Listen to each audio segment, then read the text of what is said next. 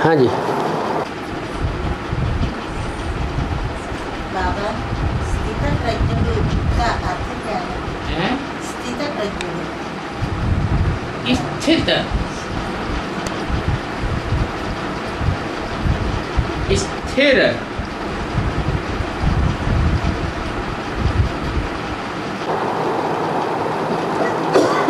ऐसे कहते हैं राजधानी स्थिर हो गई। कोई राजधानी, राजा की राजधानी है, उसमें पहले बहुत हलचल थी, अभी स्थिर हो गई, माने हिलना डुलना बंद हो गया। तो स्थित माने स्थिरियम हो जाए। प्रज्ञ, प्र माने प्रकष्ठ रूपेण, कोई कितना भी हिलाए, जैसे साक्षात रावण आ जाए, लेकिन अंगद का पांव बुद्ध रूपी हिलाए न सके, निश्चय बुद्धि से अनिश्चय बुद्धि बनाए न सके, ऐसा ज्ञ माने ज्ञानवान। कैसा ज्ञानवान? ज्ञ माने ज्ञानवान। कैसा ज्ञानवान? प्रज्ञ, प्रकष्ठ रूपेण ज्ञानवान। माया का बड़े ते बड़ा तूफान आ जाए, बड़ा सा भूकंप आ जाए, ये मकान यूं अभी डोलने लगे, और घबराहट में ना आए। क्या? क्योंकि ज्ञान बुद्धि में बैठा हुआ है। ज्ञा माने कैसा ज्ञानी? ऐसा प्रकष्ठ रूप से ज्ञानी कि उसकी बुद्धि हिले नहीं, स्थिरियम रहे, कि हमारा रक्षक बाप है। उसको कहते हैं स्थित प्रज्ञ। प्रज्ञा का मतलब क्या है? प्र माने प्रकृष्ट रूपेण, ज्ञा माने ज्ञान, प्रज्ञा बुद्धि को कहते हैं। जितनी शरीर में इंद्रियां हैं, उन इंद्रियों में, इंद्रियां तो जड़ है, उनमें ज्ञान तो नहीं है। ज्ञान किस में है? मन बुद्धि में ही ज्ञान है। मन में भी ज्ञान नहीं है, मन तो बहुत चंचल हो जाता है। मन रूपी ब्रह्मा में भी ज्ञान नहीं है, तो बहुत चंचलता करता है। बुद्धि की लगाम मन के घोड़ों को कंट्रोल करने वाली है, तो उसका नाम प्रज्ञा रखा गया। प्रकष्ठ रूपेण से जो ज्ञानवान बन सकती है, वो है बुद्धि।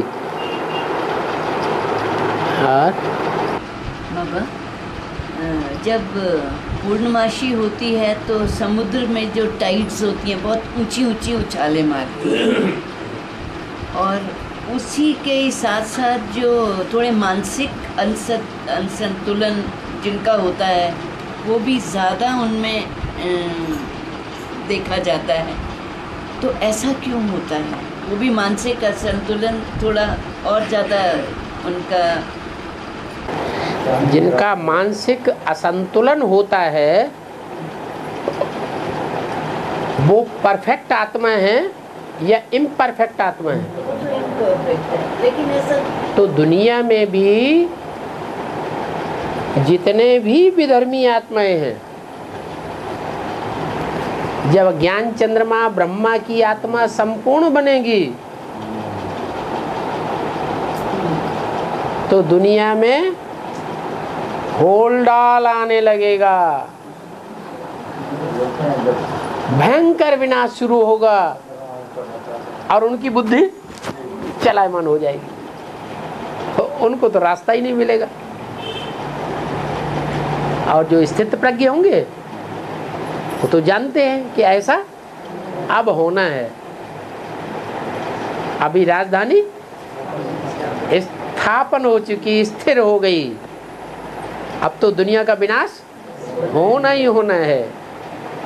जो डिफेक्टेड आत्माएं हैं माने झूठी है, सच्ची आत्माएं नहीं है, विनाशी है। ऐसे आत्मा का विनाश कभी नहीं होता, लेकिन कम जन्म और ज्यादा जन्म तो होते हैं। तो जिनके पूरे 84 जन्म होते हैं वो कहेंगे संपूर्ण आत्मा, और जिनके पूरे 84 जन्म नहीं होते हैं उनको कहते हैं खंडित आत्मा। जो ड्रामा का 5000 वर्ष का चक्र है उसका पूरा अनुभव, एक्सपीरियंस उनके अंदर नहीं है तो कहेंगे खंडित आत्मा। तो जो अधूरी आत्माएं हैं, क्योंकि अधूरा ज्ञान की रोशनी लेने वाली हैं, संपूर्ण ज्ञानी तू आत्मा नहीं बनती है। तो जब चंद्रमा संपूर्ण होता है तो वो डिफेक्टेड बुद्धि सारे बिखर के सामने आ जाते हैं, दुनिया के सामने। अभी तो ये विधर्मी अपने को ऊंचा साबित करते हैं कि हम ऊंचे हैं, हम सभ्य हैं। फिर इनकी जो सच्चाई है वो सारी दुनिया के सामने खुल जाएगी जब चंद्रमा संपूर्ण होगा। उसको कहते हैं पूर्णमासी का चंद्रमा।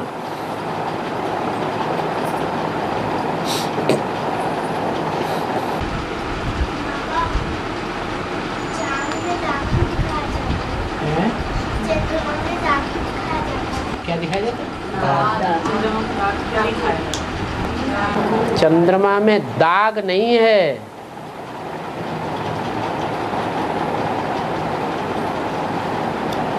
चंद्रमा जब आज से 2500 साल पहले विनाश हुआ था, आधा विनाश हुआ था सृष्टि का, तो प्रशांत महासागर का बड़ा हिस्सा टूट करके अलग हुआ। प्रशांत महासागर बड़ा गहरा गड्ढा है ना, उसमें अगाध जल भरा हुआ है। प्रशांत महासागर दुनिया के जितने भी सागर हैं उन सब सागरों में सबसे बड़ा सागर है, तो गड्ढा भी बहुत बड़ा हो गया होगा। तो जब वो हिस्सा टूट के अलग हुआ तो उसका सारा जल जितना भी था, गहरे गहरे गड्ढों में पृथ्वी में भरा हुआ था, वो सारा जल खींच करके कहाँ जाएगा? पृथ्वी खींचती है ना, पृथ्वी तो बहुत भारी है, तो सारा जल खींच करके पृथ्वी पर आ गया। क्या? तो जल सारा पृथ्वी पर आ गया, और जो चंद्रमा का हिस्सा, वो मिट्टी का हिस्सा, गड्ढों वाला, गहरे गहरे गड्ढे, वो अलग हो गया। तो वो गड्ढे हैं क्या, जो दाग के रूप में दिखाई दे रहे हैं। वो गड्ढे तो स्थूल हैं और चंद्रमा भी स्थूल है, लेकिन चैतन्य चंद्रमा कौन है? कौन है? ब्रह्मा बाबा। वारी बटिया। ब्रह्मा बाबा में उनके जो पुरुषार्थ में ज्ञान न समझ पाने के कारण बड़े गहरे गहरे गड्ढे हैं, वो दाग के रूप में दिखाई पड़ते हैं। क्या? दाग लग गया। इसलिए ज्ञान चंद्रमा ब्रह्मा की संसार में पूजा नहीं होती, मंदिर नहीं बनते, मूर्तियां नहीं बनती, क्योंकि गहरे गहरे दाग लगे हुए हैं।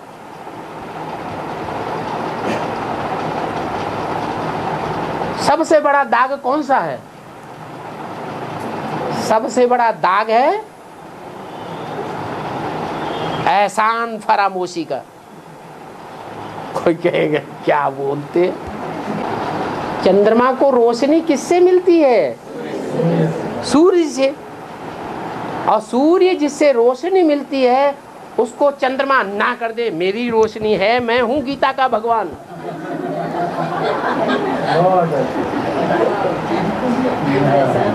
मैं हूं ज्ञान सूर्य।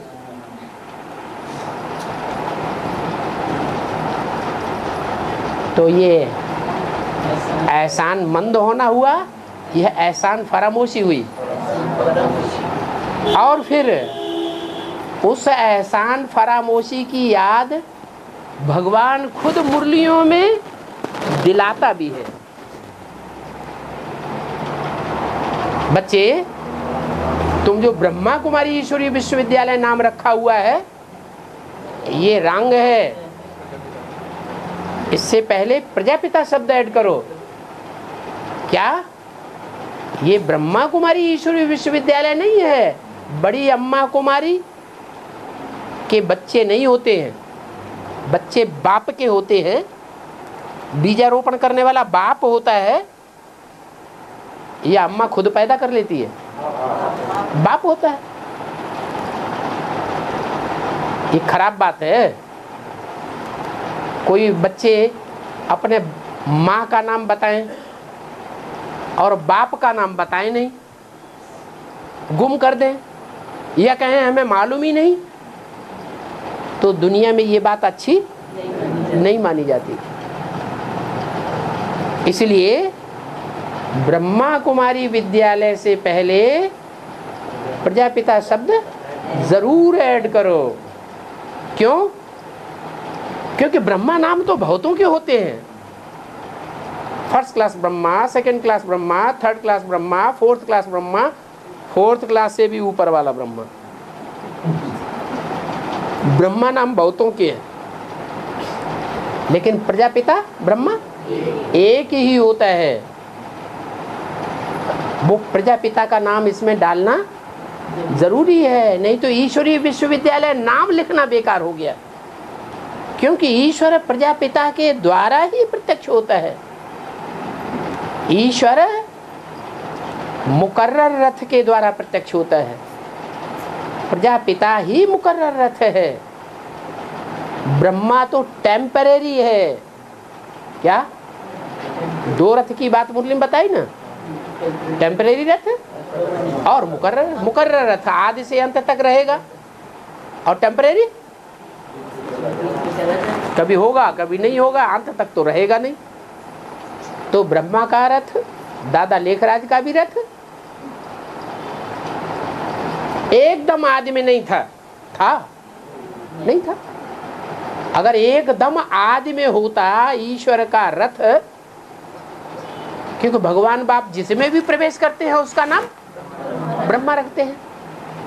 तो अगर सिंध हैदराबाद में जब उनको साक्षात्कार हुए उसी समय प्रवेश किया सन 36 में,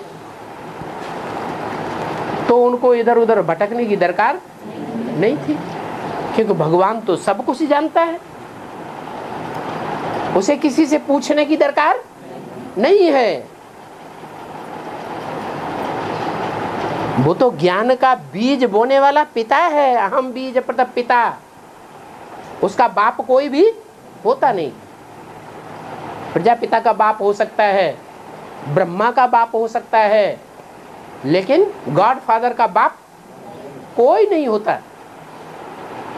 तो ऐसे नहीं है कि सिंध हैदराबाद में ब्रह्मा बाबा में सबसे पहले गॉड फादर ने प्रवेश कर लिया। नहीं, उनको साक्षात्कार हुए।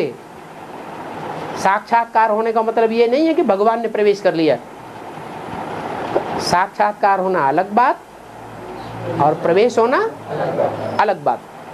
साक्षात्कार तो बहुत से भक्तों को भक्ति मार्ग में होते रहे, तो क्या भगवान घड़ी घड़ी प्रवेश करता रहे उनमें?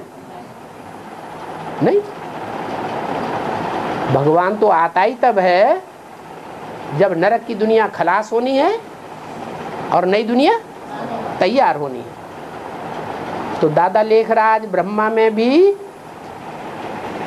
परमात्मा शिव ने नहीं प्रवेश किया था। जब उनको साक्षात्कार हुए उनमें तो प्रवेश बहुत बाद में हुआ है। उनका नाम जो ब्रह्मा पड़ा है वो बाद का नाम ब्रह्मा है। क्या? उनसे भी पहले 3 और ब्रह्मा हो चुके हैं।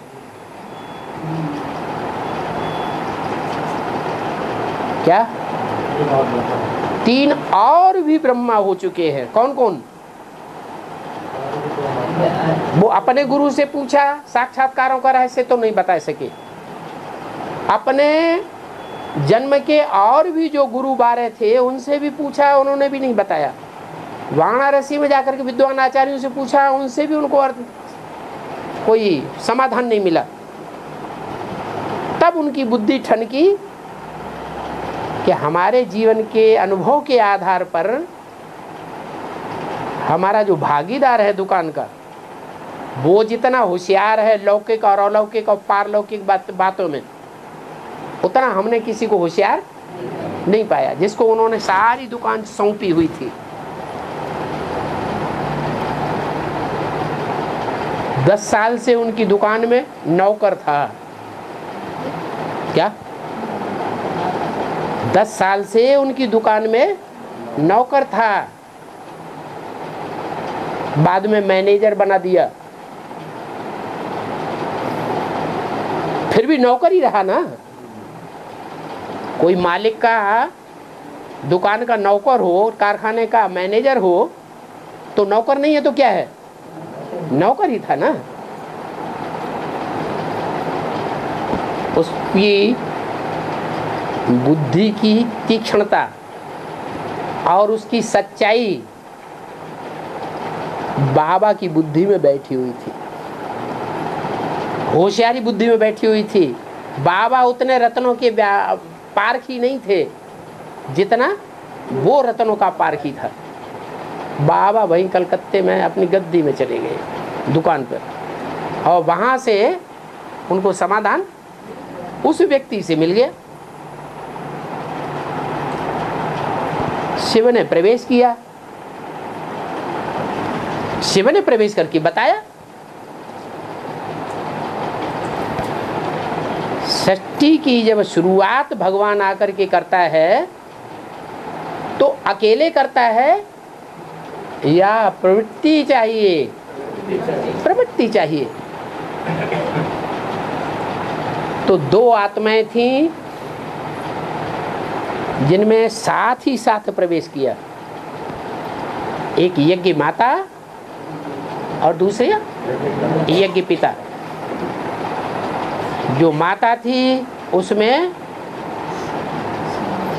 सुनने सुनाने का फाउंडेशन डालने के लिए परमात्मा शिव ने प्रवेश किया,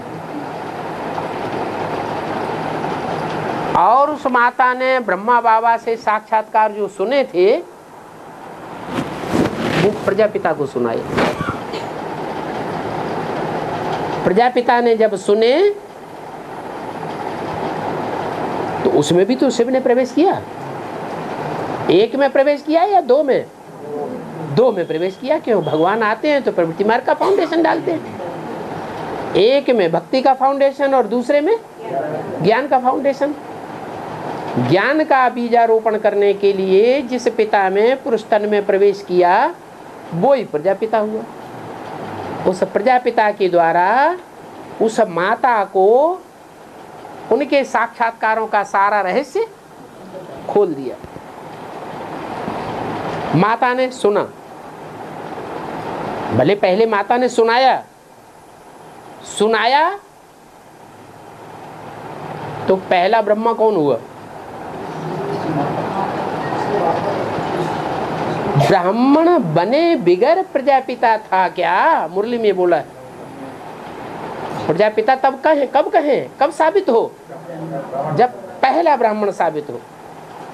पहला ब्राह्मण सो पहला देवता, सो पहला क्षत्रिय, सो पहला वैश्य, पहला शूद्र।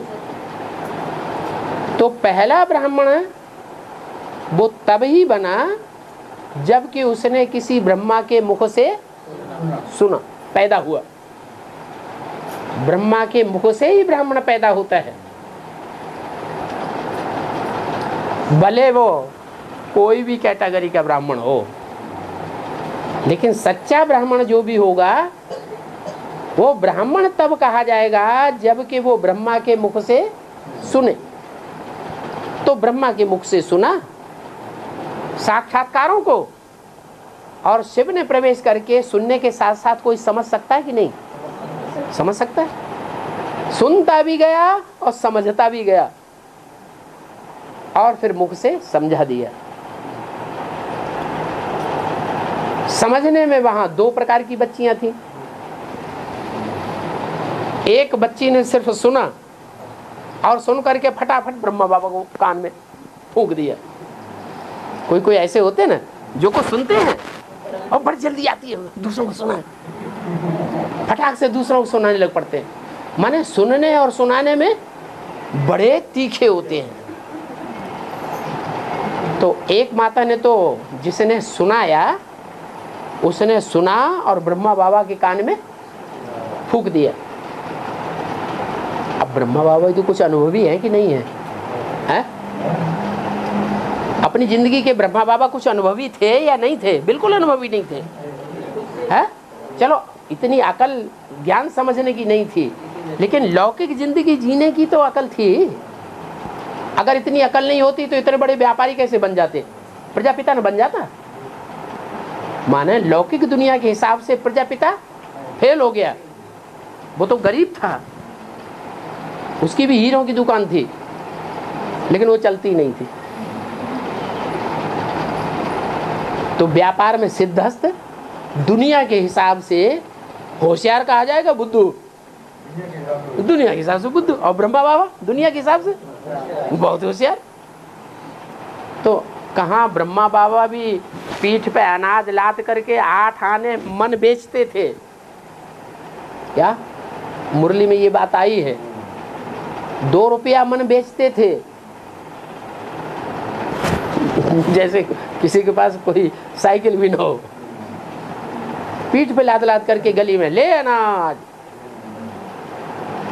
ऐसे छोटा सा व्यापारी और कितना बड़ा व्यापारी हो गया, इतना बड़ा हीरो का व्यापारी हो गया कि आज भारतवर्ष के बड़े बड़े शहरों में जो हीरो की और सोने चांदी की दुकानें रखी हुई हैं उन पे उन्होंने लिख रखा है दादा लकीराज की पुरानी दुकान, सब ने लिख दिया। तो देखो कितनी प्रसिद्धि हो गई। तो ब्रह्मा बाबा भी होशियार तो थे ना दुनिया के हिसाब से। तो जो इतना होशियार आदमी हो वो व्यक्ति को परखेगा या नहीं परखेगा? है परखता तो जरूर है, क्योंकि 12 गुरु किए थे और 12 गुरु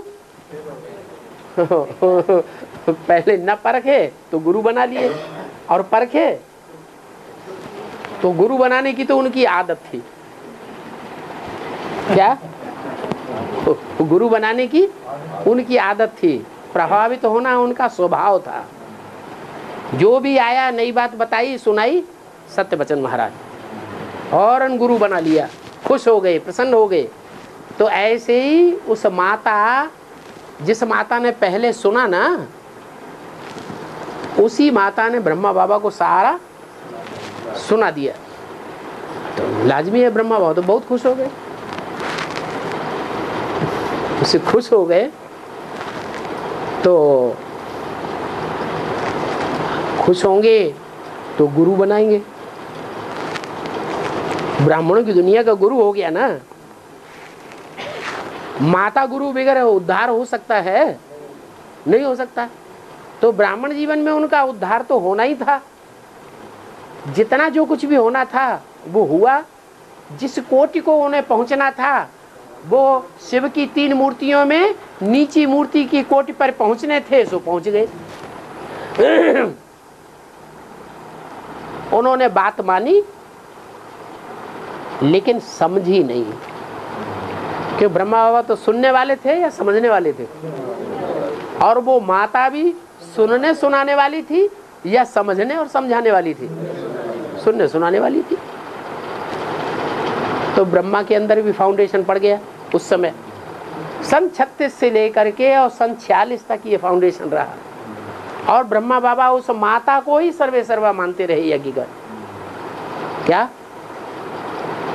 लेकिन एक दूसरी माता और भी थी, उस माता ने सुना भी और सुनकर के दूसरों को नहीं सुनाया, अंदर अंदर समझने की कोशिश की।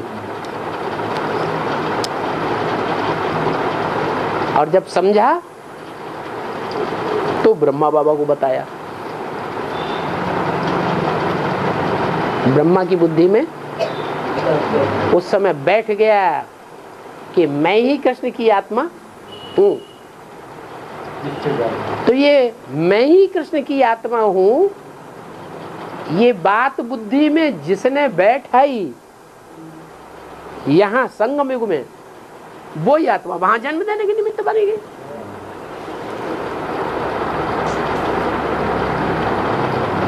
तो यज्ञ के आदि में वो व्यक्तित्व जिसके द्वारा ब्रह्मा बाबा ने सारा समझा, वो उनकी बुद्धि में नहीं बैठा। क्यों? कोई कारण होगा? क्यों नहीं उसका एहसान माना? बुद्धि में शुरू से बैठा ही नौकर है। हाँ, जिंदगी में उन्होंने देखा नहीं, है तो नीचे तबक्के का आदमी है, तो छोटा आदमी है, हमारी दुकान का तो नौकर रहा। मैं सत्संग करने के लिए चल पड़ा तो इसको दुकान सौंप दी होशियार समझ करके। तो नौकर की वृत्ति रही, इसलिए उसको निग्लेक्ट कर दिया। लेकिन फिर पूछने क्यों गया? नौकर की वृत्ति थी दिमाग में, तो फिर पूछने क्यों गया उनसे? वो पता था कि बहुत होशियार। ये तो जान लिया, दुकान क्यों सौंप दी इतनी बड़ी? कोई हिसाब किताब नहीं लिया, दुकान क्यों सौंप दी? कारण क्या? कोई तो आधार होगा जिसके आधार पर लाखों करोड़ों की दुकान सौंप दी। क्या बात थी? है पाल, वो अंदर से समझते थे, दुनिया के हिसाब से तो फेल हो गया, ये भी समझते थे। क्यों फेल हो गया? क्योंकि ये झूठों की दुनिया है, झूठ की दुनिया में झूठा चलता है। ब्रह्मा बाबा बड़े बड़े राजाओं महाराजाओं के रनिवास में घुस जाते थे, वो सुरमा पहन के। सिंधी तो खूब सुरमा पहनते हैं, तो ये होशियारी थी ना उनकी। वो भागीदार तो बेचारा ये सब फटाक्रम नहीं जानता था, न करना चाहता था, वो सच्चा था। तो आज की दुनिया में सच्चा जो व्यक्ति होगा वो कभी भी करोड़पति धंधे से नहीं बनेगा, बिना चालाकी किए। तो ब्रह्मा बाबा इस बात को अंदर समझते थे ये सच्चा आदमी है क्या, इसलिए उसको दुकान बिना हिसाब किताब किए सौंप दी। लेकिन ये भावना नहीं बैठी कि भगवान ही मेरे साक्षात्कारों का अर्थ बता सकता है। इसमें भगवान प्रवेश था।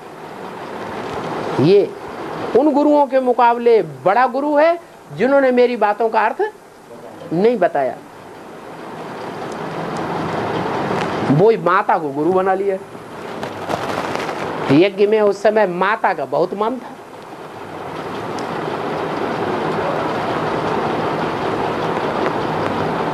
माता में और प्रजापिता में, यज्ञ के आदि में भी झगड़ा हो गया, दो ग्रुप हो गए, एक ओम मंडली एक एंटी ओम मंडली। आदि में भी धोबी घाट चलता था। मुरली बोला आदि से ही ये धोबी घाट चलता चला आया है और अंत तक चलता रहेगा। जब तक कपड़े साफ नहीं हुए हैं, शरीर रूपी वस्त्र जब तक नहीं साफ हुए हैं, आत्मा जब तक साफ नहीं हुई है, तब तक ये चलता रहेगा। तो आदि में भी धोबी घाट चलता था। और धोबी घाट का कोई धोबी होगा कि नहीं होगा? कोई बाशरमैन भी था। वो बाशरमैन धोबी और धुबनिया में लड़ाई हो गई, धुबनिया हो गई ब्रह्मा बाबा की तरफ और धोबी अलग हो गया। जिन्होंने पहचाना उस धोबी को वो धोबी के साथ गए और जिन्होंने नहीं पहचाना वो धोबी का विरोध करने लग पड़े। वो ब्रह्मा के फॉलोअर्स, ब्रह्मा कुमार कुमारी आज भी उस धोबी को नहीं पहचान रहे, तो विरोध कर रहे हैं। उनके विरोध करने का पॉइंट सबसे बड़ा कौन सा है मालूम है? किस बात पे विरोध कर रहे हैं? वो एक ही बात, और कुछ नहीं है उनके पास। एक ही ग्लानि सुनाएंगे, अरे वो तो व्यभिचारी है, भ्रष्टाचारी है, अनाचारी है, बलात्कारी है, ये है, वो ऐसा है, ज्ञान सारा अच्छा है। अरे ये कोई बात हुई? सारा ज्ञान अच्छा होगा, मूल्यों के अनुकूल होगा, तो भगवान का ही ज्ञान होगा कि दूसरे का ज्ञान होगा? तो जो आदि में लड़ाई थी वही लड़ाई अभी भी है। ब्रह्मा बाबा उस समय भी इस रहस्य को नहीं जान सके, और मरते दम तक भी उनकी बुद्धि में ये बात नहीं आई कि बच्चों को कहें कि तुम अपने नाम के आगे बी के मत लिखो, ब्रह्मा कुमार मत लिखो, क्या लिखो? प्रजापिता ब्रह्मा कुमार। इसका मतलब ब्रह्मा की बुद्धि में अंत तक भी बैठा ही नहीं। तो एहसान फरामोश कहें कि नहीं कहें?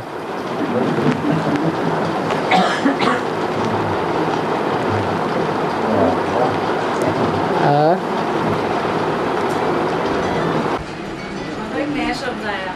क्या शब्द आया? तीन पाद। हैं? तीन पाद। तीन पाद। ढाक के तीन पात।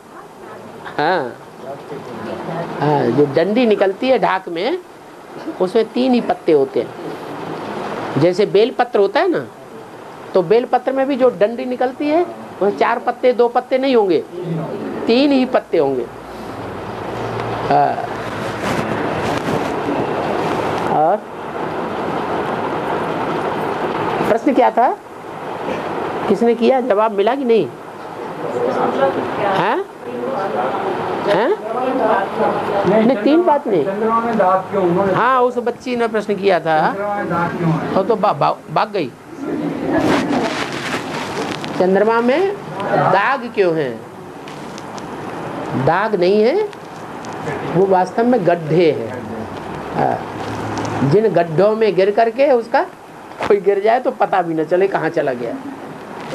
उनकी गहराइयों का कोई पता नहीं लगा सकता, इतने गहरे गहरे गड्ढे हैं। बच्ची ने नहीं पूछा, बच्ची की माता बैठी है, उन्होंने पूछा। अच्छा, किसी ने पंपिंग की थी? नहीं,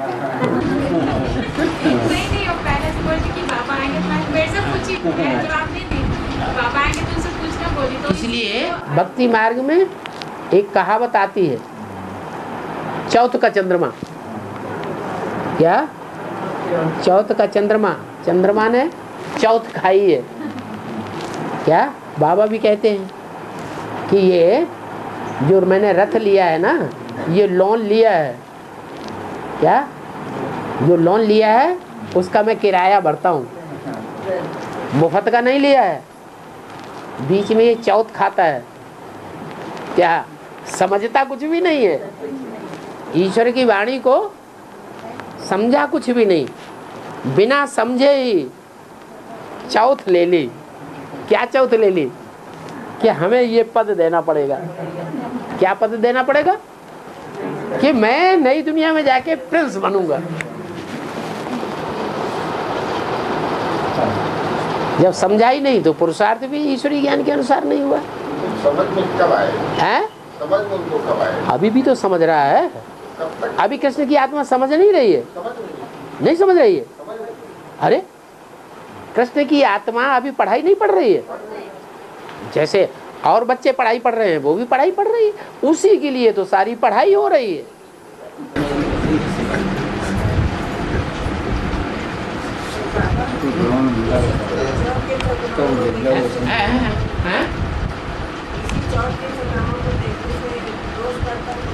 हाँ, ब्रह्मा बाबा भोला भाला बच्चा है कि नहीं शिव बाबा का? है? बच्चा बुद्धि, जितने भी बच्चे हैं उन बच्चों में सबसे भोला बच्चा है या नहीं? भोला बच्चा है। और महात्मा की भी कोई बुराई देखे तो अच्छी बात है? नहीं। ये बाप जो है वो तो उस बच्चे की भी बुराइयां देख लेता है। तो बाप है? वो तो नंगा भी बच्चे को खिलाया है, वो तो सारा अंदर बाहर जानता है। लेकिन जो और बच्चे हैं उनके लिए तो बता दिया ना कि तुमको फॉलो करना है तो किसको फॉलो करना है? फिर भी ब्रह्मा को फॉलो करना है। क्यों फॉलो करना है? क्यों फॉलो करना है? क्योंकि ऐसा कोई कर्म दिखावे में उस ब्रह्मा के द्वारा नहीं हुआ जो तुम कोई नुक्स ढूंढ सको। ये तो बाप है,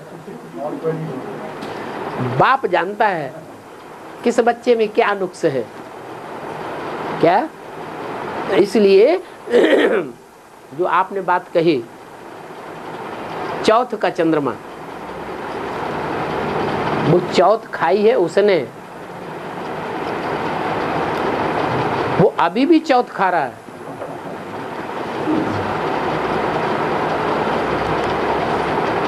पहले तो सूक्ष्म शरीर नहीं था, स्थूल शरीर था। अभी तो सूक्ष्म शरीर और ज्यादा पावरफुल हो गया। पहले तो 300-400 और अभी तो संख्या कितनी बढ़ने वाली है। कृष्ण के नाम के पीछे दीवाने होने वालों की 16,000 तक संख्या बढ़ेगी और सारी ही दीवानी हो जाती है। और भक्ति मार्ग में दूध की चंद्रमा को शुभ मानते हैं, ऐसा क्यों है? भक्ति मार्ग में दूध की चंद्रमा को शुभ मानते हैं? हाँ, एक वेद की ऋचा में भी एक वाक्य आया है, रावण हो ब्रह्मा। एक वेद की ऋचा में ये वाक्य आया है। ब्रह्मा कौन है? रावण है। तो देखा जाए ब्रह्मा बाबा समझते तो कुछ नहीं थे, ज्ञान को उन्होंने समझा नहीं, सुना तो खूब। सबसे पहले उन्हीं के कान सुनते थे, समझते नहीं थे। फिर ये 300-400 जो कन्याएं माताएं भाई लोग, इनको क्यों पाला? पाल करके सिंध हैदराबाद से अपने घर से ला करके और भारत में पटक दिया। और भारत में वो 300-400 जो कपड़े थे वो अपना काम करने लगे, शरीर रूपी वस्त्र।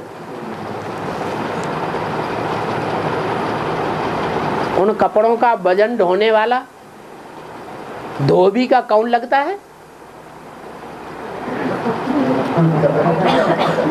किस लिए धोए? ढोने का मतलब क्या हुआ? कुछ प्राप्ति हुई? अरे कृष्ण बन गया क्या?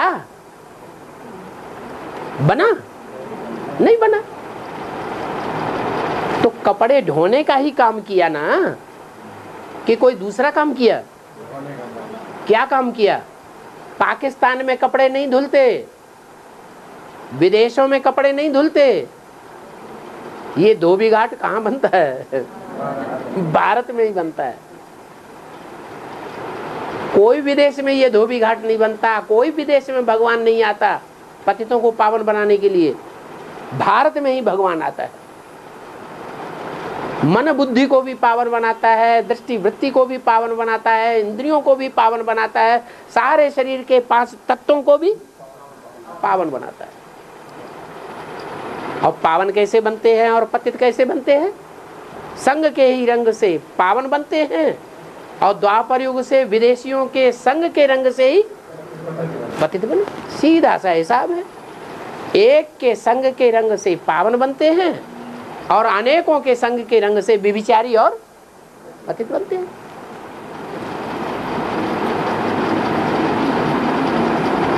हाँ, प्रश्न किसने किया? हाँ, क्या प्रश्न किया है? भक्ति मार्ग में दूध के चंद्रमा को देखने से शुभ मानते हैं। क्या? देखने से शुभ मानते हैं। भक्ति मार्ग दूध की चंद्रमा को देखने से शुभ मानते हैं। असुर देखने से शुभ मानते हैं। नहीं, चौथ के चंद्रमा को देखने से शुभ नहीं मानते। दूध के चंद्रमा, दूध का चंद्रमा। हाँ, क्योंकि चंद्रमा जो है उसमें रोशनी आना शुरू होती है। जब चंद्रमा घटना शुरू होता है तो खराब मानते हैं, जब चंद्रमा बढ़ना शुरू होता है तो अच्छा मानते हैं। मुसलमान लोग भी अच्छा मानते हैं। क्या? जब उन्हें दूज का चांद दिखाई पड़ेगा तो ईद मनाएंगे। अगर दूध का चांद दिखाई नहीं पड़ेगा तो उस जगह ईद नहीं मनाई जाएगी। अरब देश में दूसरी तारीख को दिखाई पड़ता है, हिंदुस्तान में दूसरी तारीख को दिखाई पड़ता है, लेकिन जब दिखाई पड़ेगा तब मनाएंगे, नहीं दिखाई पड़ेगा तो नहीं मनाएंगे।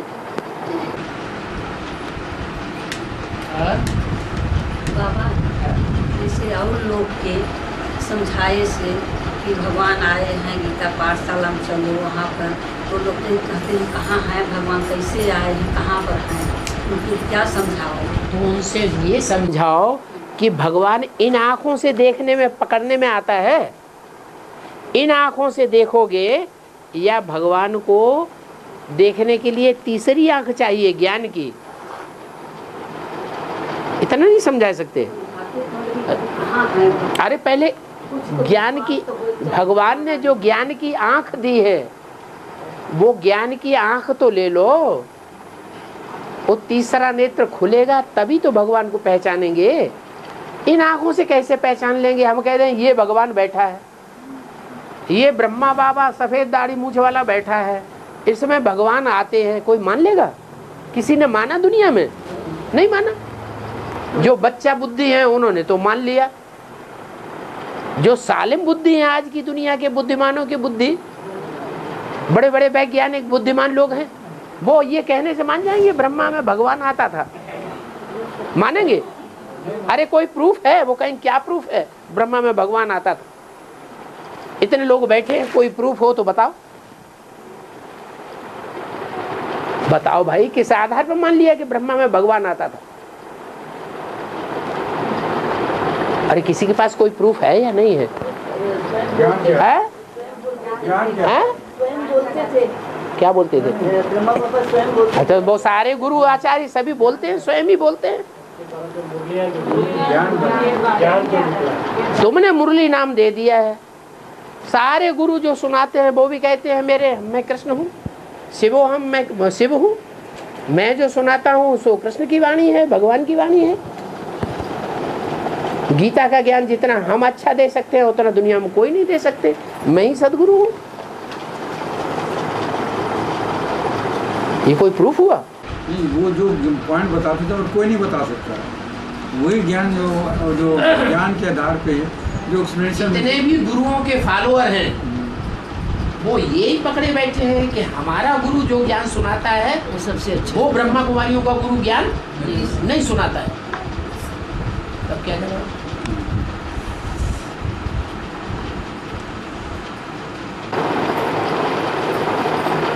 ब्रह्मा कुमारों के पास कोई प्रूफ नहीं है पक्का कि दादा लेखराज ब्रह्मा में भगवान आते थे। और यहाँ एडवांस में तो ढेर के ढेर प्रूफ है जिनसे ये साबित होता है कि भगवान का पार्ट वो ही व्यक्तित्व हो सकता है, दूसरा व्यक्तित्व नहीं हो सकता है।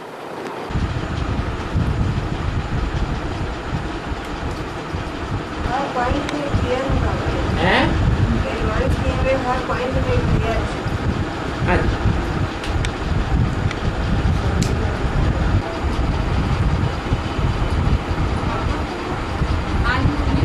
84 जगह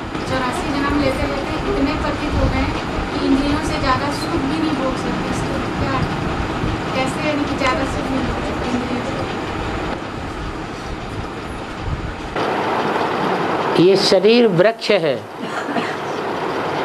और आत्मा बीज है।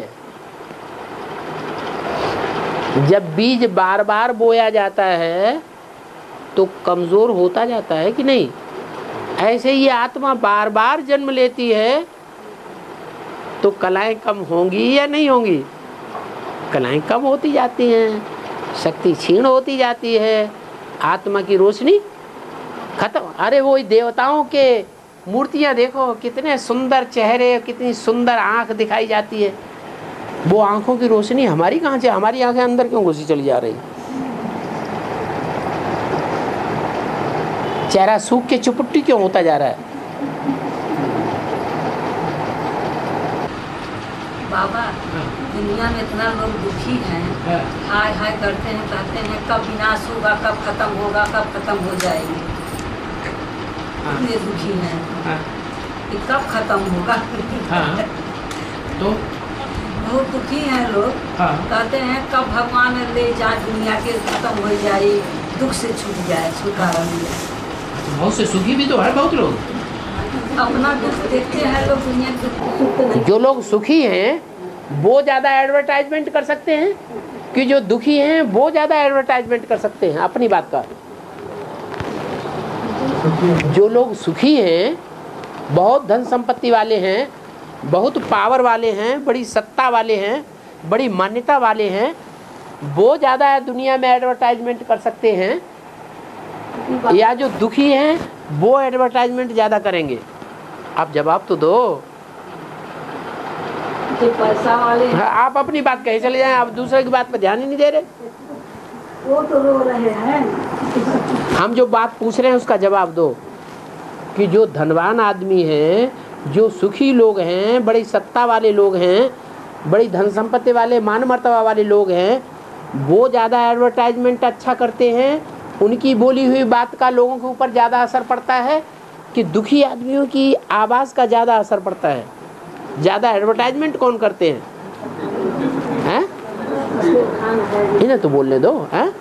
जिसके संपत्ति है वही वो ज़्यादा एडवर्टाइजमेंट कर लेता है। तो ऐसे ही है, दुनिया में जो सुखी हैं वो क्रिश्चियंस सबसे ज़्यादा सुखी हैं, और दुनिया में क्रिश्चियंस ही मनुष्यों की ऐसी जनरेशन है जो बहुत दिखावा कर सकती है।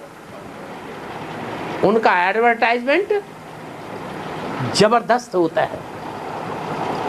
जैसे आज की दुनिया में कोई दवाइयों का एडवर्टाइजमेंट करते हैं, दवाई बिल्कुल नकामी, लेकिन एडवर्टाइजमेंट इतना जबरदस्त होता है कि सब खरीदना शुरू कर देते हैं, सब मान लेते हैं हाँ सच्ची बात।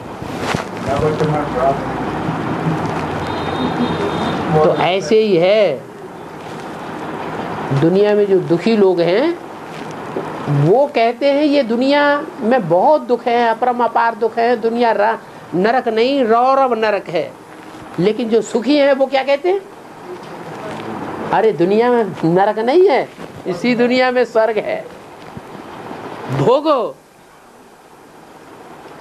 तो गरीबों को कोई सुनता ही नहीं, आवाज ही धीमी पड़ गई। होता क्या है, रईस रईस होते जा रहे हैं और गरीब गरीब होते चले जा रहे हैं। एक स्थिति ऐसी भी आएगी, आएगी या नहीं आएगी? कैसी स्थिति कि जो बड़े बड़े रईस हैं वो भी मुख से कहने लगेंगे क्या कि इस दुनिया में बड़े दुख हैं। ये नेचुरल कैलेमिटीज, प्राकृतिक आपदाएं दिन प्रतिदिन बढ़ती जा रही हैं या घटती जा रही हैं? बढ़ते बढ़ते बढ़ते बढ़ते ऐसी हालात हो जाएगी कि दुनिया की जो ऊंची ऊंची बिल्डिंगों वाले मल्टी मिलियनायर्स वाले देश हैं वो भूकंप से सारे गिरेंगे, शहर शहर में एटम बम फटेंगे और पृथ्वी का बैलेंस टूटेगा, बिगड़ेगा, और शहर शहर में भूकंप आने से लोग दुखी हो जाएंगे। तब वो भी कहेंगे अपरम अपार दुखों की दुनिया है। अभी नहीं कह रहे हैं, अभी गरीबों की आवाज नहीं सुनने में आ रही है। और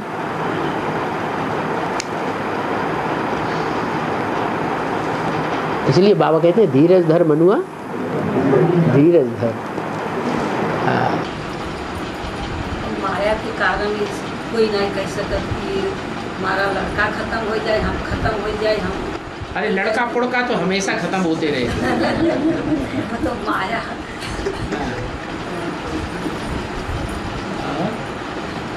बाबा धीरे धीरे करके काम करने से अच्छा सफल होता है, बिना सफल होता है। धीरे धीरे धीरे धीरे काम करने से, धीरे करके काम करने से सब अच्छा सफल होता है। लगे रहना चाहिए, छोड़ के नहीं भागना चाहिए। है भगवान की पढ़ाई 2-4 दिन पढ़ी और 10-15 दिन घर में बैठ गए तो क्या कहेंगे? धीरज है या खत्म हो गया? है धीरज टूट गया। ठीक बात है ना? हाँ, आगे चलो। पावर हाउस कब आओगे? पावर हाउस कब आओगे? भी सब पावर भरनी होगी तभी आ जाएंगे।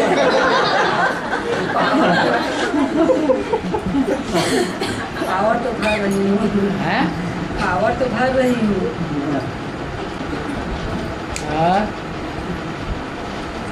अच्छी माताएं सब अनुभव बनिए हैं। आप पे ऑर्डर हुए तो फिर लेके चलिए। हाँ, आप पे आज्ञा हो तो फिर लेके चलिए। 4-5 माताएं हो गई तो भट्टी कराने के लिए। अरे अभी भट्टी भी नहीं कराई है, अभी बच्चा भी नहीं बनाया। हाँ, और निमंत्रण पहले से। बिना अरे गुरु का आज्ञा मिले कैसे हो? अरे बच्चे ही नहीं बने तो गुरु कहाँ से बन जाएंगे? अरे जो बना है पहले पहले पहले बाप मिलता है कि पहले गुरु मिल जाता है? तो बाप अभी बच्चे ही नहीं बने। हाँ, उसका रास्ता बताओ ना। ले आप फिर ले कहाँ जाएंगे?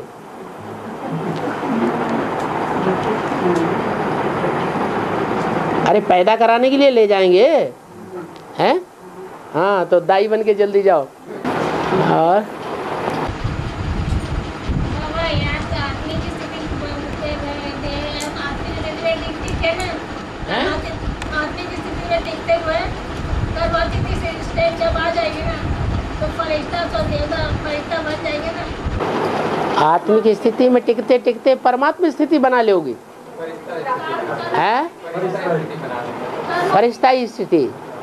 हाँ, वो आत्म की स्थिति कैसी होती है? जिसमें फरिश्ता बन जाते हैं। हैं? हैं? देह भी खुलना है, आत्मिक स्थिति में टिके रहेंगे, कर्मों की स्थिति लाएंगे तो फरिश्ता चेंज होगी ना भाई।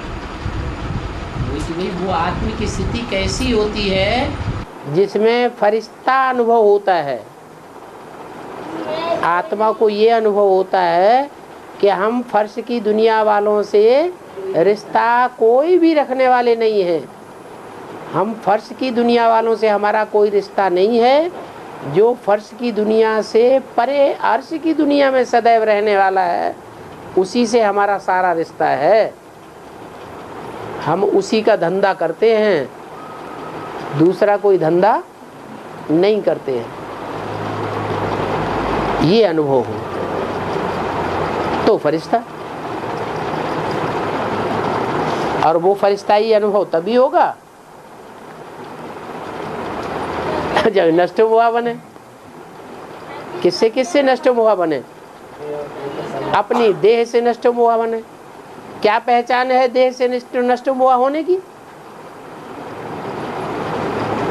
अरे देह से नष्ट मोहा होने की कोई पहचान है या नहीं है?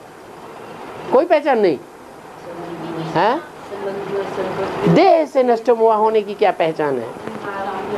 हैं? हाँ, कोई पदार्थ नहीं चाहिए। क्या? जो पदार्थों से मोह लगा हुआ है ना, ये चाहिए, वो चाहिए, कपड़ा चाहिए, मकान चाहिए, ये सब चाहिए चाहिए, खत्म। जो मिला सो ठीक। अहो प्रभु,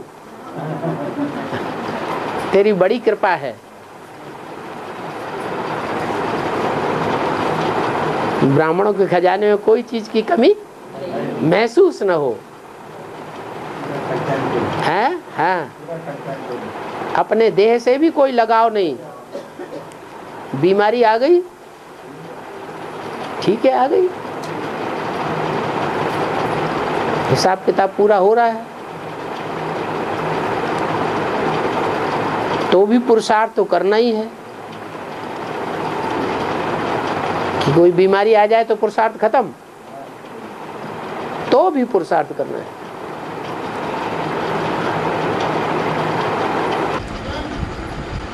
सूर्य में चक्कर लगा रहे हैं 9 ग्रह, राइट रेडियस मतलब हैं? जो सूर्य की 9 ग्रह चक्कर लगा रहे हैं ना बाबा, हाँ, वो क्लॉकवाइज चक्कर लगाते हैं हमेशा। इसका बेहद में क्या अर्थ है? क्या? क्लॉकवाइज हमेशा चक्कर लगाते हैं ना। सूर्य जो क्लॉकवाइज, राइट, क्लॉकवाइज क्यों चक्कर लगाता है? घड़ी के माफिक। क्लॉक क्यों नहीं है? हम उल्टा चक्कर क्यों नहीं लगाते? सीधा चक्कर लगा। क्लॉकवाइज का बेहद में क्या अर्थ है? हाँ, मतलब क्लॉकवाइज का ये है कि राइट से लेफ्ट की ओर नहीं जाएंगे। क्या? लेफ्ट से राइट की ओर ही चलेगा। जो भी चक्कर है वो ये लेफ्ट, ये राइट। आपको सामने से कुछ और दिखता हो तो वो समझ लो। तो लेफ्ट से राइट की ओर ही चक्कर लगना, वो है चक्कर लगाना। सारी यादगारें कहाँ की हैं? संगम युग में। संगम युग में जब आत्माओं को ज्ञान हो जाता है कि मैं आत्मा हूँ और मेरा बाप परमपिता परमात्मा है, तो हर आत्मा राइटियस की ओर ही बढ़ेगी या उल्टे रास्ते की ओर बढ़ना चाहेगी। भले पूर्व जन्मों के संस्कार उसको उल्टा चला देते हैं, माया उसको उल्टा घुमा देती है, वो बात अलग, लेकिन दिल की इच्छा क्या है? राइटियस ही चलना है और सब राइटियस ही चलेंगे। इस समय की यादगार है कि इस समय जो भी पुरुषार्थियों में उत्तम पुरुषार्थी हैं, जिसको सब फॉलो करते हैं, बड़े को सब फॉलो करते हैं, छोटों को, बड़ों को, तो जो 8 हैं, 9 हैं और 10 हैं या 11 भी होंगे। क्या? जो 11 हैं एक मुखिया का चक्कर लगाते हैं। 12-12 के 9 ग्रुप है ना, तो वो एक मुखिया का चक्कर लगाते हैं। ऐसे ही अभी तक जितने भी ग्रह उपग्रह संसार में मनुष्यों को प्रत्यक्ष हुए, वो कितने थे? 9 थे। अभी नए नए भी निकल पड़े ना, जो पहले पता ही नहीं थे। तो ऐसे ही अब ये सारी सृष्टि में जो भी ग्रह हो या उपग्रह के रूप में पार्ट बजाने वाली आत्माएं हो, जो भगवान को पहचान लेती है, अपने आत्मा के स्वरूप को पहचान लेती है, वो उल्टा नहीं चलना चाहती। भले पूर्व जन्मों के संस्कारों के अनुसार संस्कार बड़े प्रबल होते हैं, वो संस्कार उल्टा चला देते हैं, लेकिन वो उल्टा चलना नहीं चाहते। तो सीधा ही चल रही है सब। एक हिसाब से सब आगे ही बढ़ रहे हैं। भले देखने में आते हैं क्या टूट गए तो भी ऐसे ही है। जैसे कि पहाड़ पे कोई चढ़ता है, बड़े तेज तूफान आ जाता है, तो कोई शेल्टर ले लेता है थोड़े समय के लिए। ऐसे ही वो शेल्टर ले रहे हैं। तूफान कम होगा, बुद्धि थोड़ी शांत होगी, फिर आगे बढ़ेंगे। तो ये सीधा ही चक्कर लगाना है संगम युग में। हर आत्मा उल्टा का चक्कर कोई भी नहीं चलाना चाहती। सब जानते हैं कि हम ईश्वरीय श्रीमत के बरखिलाफ चलेंगे तो हमें दुख ही मिलेगा, सीधा चलेंगे तो सुख मिलेगा। सुख कौन नहीं चाहता है? ऐसी कोई आत्मा है दुनिया में जो सुख की इच्छुक न हो, दुख ही दुख चाहती हो?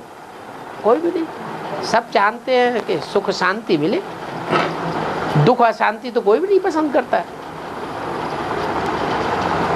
दुख अशांति ये है उल्टा चक्कर, सुख शांति ये सीधा चक्कर।